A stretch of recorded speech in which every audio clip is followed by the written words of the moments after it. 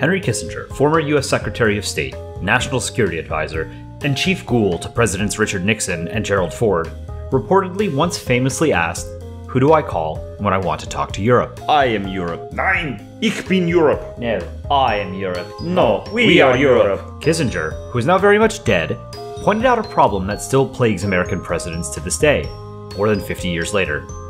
What the hell is Europe?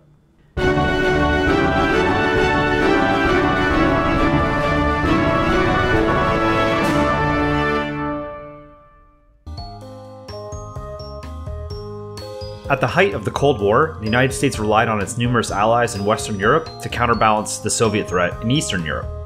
The problem? Well, there's a lot of countries in Europe, and the president wasn't about to waste his time calling 20 different presidents, prime ministers, chancellors, high priests, and Danish warlords just to have the same conversation.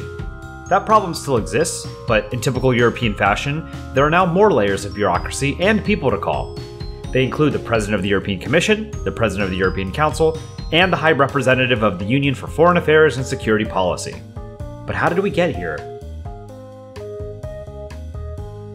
For thousands of years, Europeans have been slaughtering each other over competing claims for the same 4 square kilometer patches of territory that are now chock full of unexploded artillery rounds and landmines. Have you seen Verdun lately? It has more craters per square kilometer than the goddamn moon. Between 1870 and 1945, Germany and France, then Europe's premier continental powers, fought 3 major wars: the Franco-Prussian War, World War I, and World War II. France lost that first war, won the second at enormous cost, and won the third one only after it was liberated by other powers from German occupation. For nearly a century, France was either at war with or preparing to be at war with Germany. This was the heart of the problem.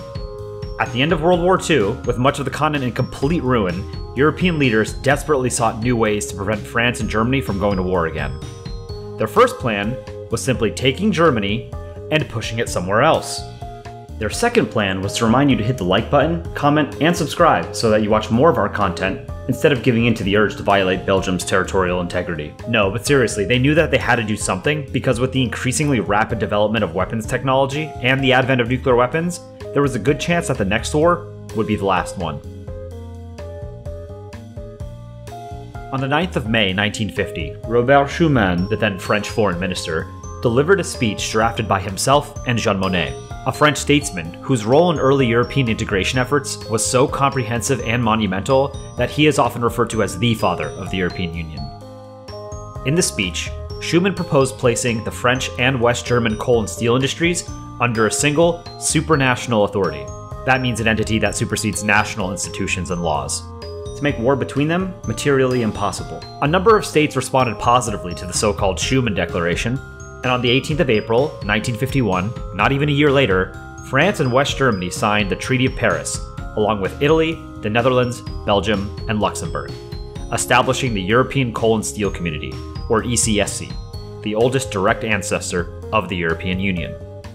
This organization formally kicked off the process of European integration, which has, for decades now, gradually aligned the political, economic, industrial, legal, social, and cultural policies and structures of European countries. This was a massive departure from the previous blood-soaked millennia of European history. The goal was equally massive: unify the continent through peaceful and voluntary means. The European Coal and Steel Community set the groundwork for the 6 original member states to create similar organizations in 1957. The European Economic Community, which fostered economic integration among its members, and the European Atomic Energy Community, or Euratom, whose continuing mission is to create a microstate even smaller than the Vatican. All of these organizations greatly accelerated their members' post-war economic growth and prompted other states to express interest in joining, chief among them the United Kingdom. However, they ran into staunch opposition from one Charles de Gaulle, who feared that the UK would serve as a proxy for American interests and powers while also not being actually committed to the project of Europe. Oh man, how right he was. Once de Gaulle could no longer say non because he was dead, the organizations began to expand their membership. This happened for the first time in 1973, when the United Kingdom, Ireland, and Denmark joined the various European institutions, and most recently in 2013, when Croatia joined the EU. Eventually, all of these organizations were consolidated into what we now call the European Union. although Euratom does remain legally distinct. In 1992, the Maastricht Treaty created the EU under its current name, and subsequent treaties have enhanced the scope and breadth of its powers and jurisdictions. Today, the EU has 27 member states, one former member state that is still too proud to admit that it made a huge mistake, and 10 states that are in various stages of the accession process. It has a population of nearly 450 million and a nominal GDP in 2023 of nearly $18 trillion, behind only China and that other coalition of states named after a continent. The EU is governed by 7 principal institutions, most of which, but not all, are located in Brussels, the de facto capital of the EU. The European Parliament, which is elected by the people of Europe in the world's largest transnational elections, acts as the lower house of the legislature. It's responsible for passing laws, setting the EU's budget, approving the President of the European Commission, and giving unremarkable dipshits a taste of power so that they can go back home and ruin their own country. The Parliament notably does not have the power to actually introduce legislation. This is one of the chief criticisms underwriting accusations of a so-called democratic deficit in the EU, but we won't get into that in this video. The Parliament is headquartered at their beautiful building in Strasbourg, France, but spends most of their time at their facility in Brussels because that's basically where the rest of the f***ing government is. The Council of the European Union, often called the Council of Ministers, is composed of government ministers from individual national governments and functions as the upper house of the legislature. For example, the foreign ministers of all 27 countries meet monthly to coordinate the EU's external actions and listen to the Hungarian representative talk about how letting Russia murder and bomb its way across the continent is a good thing, actually. The High Representative of the Union for Foreign Affairs and Security Policy chairs that specific grouping. The High Representative functions as the chief foreign minister of the EU and is basically a glorified geography teacher.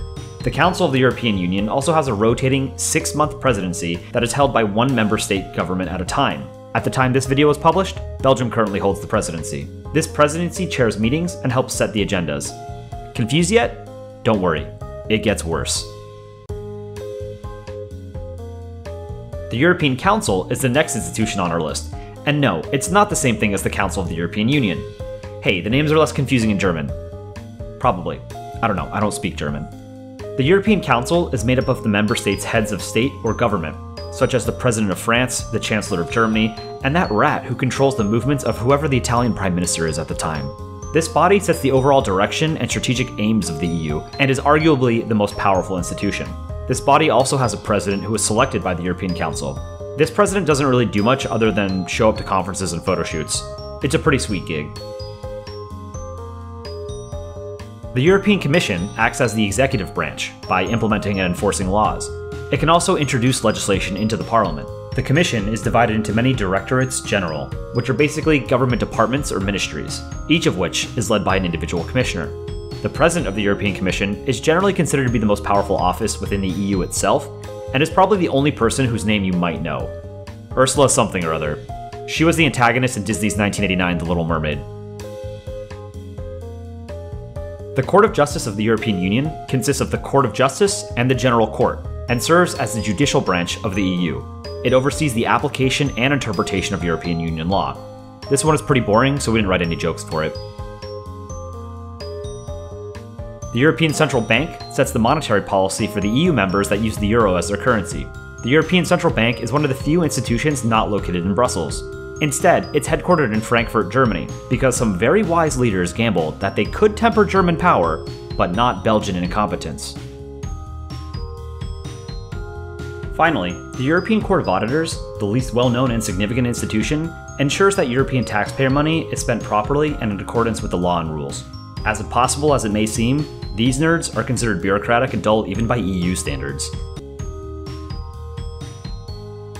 In theory, European law supersedes national law, meaning that if a member state is found to have national laws that conflict with European law, they must change it, or can face legal action that can result in financial penalties or loss of things like certain voting rights in various institutions. In practice, many states often just pay the fines for violating European law. Wow, it's just like normal law! For over 70 years, European states have ceded more and more of their sovereignty and powers to Brussels to facilitate economic activity, foster reconciliation and peace among former enemies, and combine their political clout to remain relevant in a world dominated by countries far more powerful than nearly all of its individual member states. So far, it looks like stacking 27 countries into a trench coat to pass as a legitimate great power has fooled most of us. The EU is often referred to today as a sui generis, Latin for of its own kind, because it has no historical or contemporary analog. Functionally, the EU is a confederation or perhaps some kind of proto-federal state. For illustrative purposes, we can imagine a hypothetical federal Europe as something like a United States of Europe, where each individual country assumes a role similar to an American state, and the EU functions like the US federal government. As an example, to our Dutch viewers, you can imagine yourselves as the Kansas of Europe, but with a coastline and hookers instead of boredom and cornfields. European states may never actually take that final, explicit step toward creating a federal Europe because lingering nationalist sentiments and perceived cultural differences remain major obstacles. Seriously, you guys claim to be so different from each other, but the main difference among you is what kind of cheese you eat with breakfast. The EU has all of the trappings of a superpower except for political unification. And while this humble YouTuber supports the creation of a federal Europe, it's up to Europeans to decide whether they want to exert their influence in a more cohesive and potent manner. The Europe of today looks closer than it ever has to being some kind of singular unit, organized chiefly within the structure of the European Union. It is genuinely the best thing to ever happen to European politics in history, and I will gladly die on that hill. The EU, like any polity, has its shortcomings and faults, but for a continent whose pastime for the past several thousand years has been murdering each other in increasingly inventive ways, it's something to be cherished, nurtured, and expanded.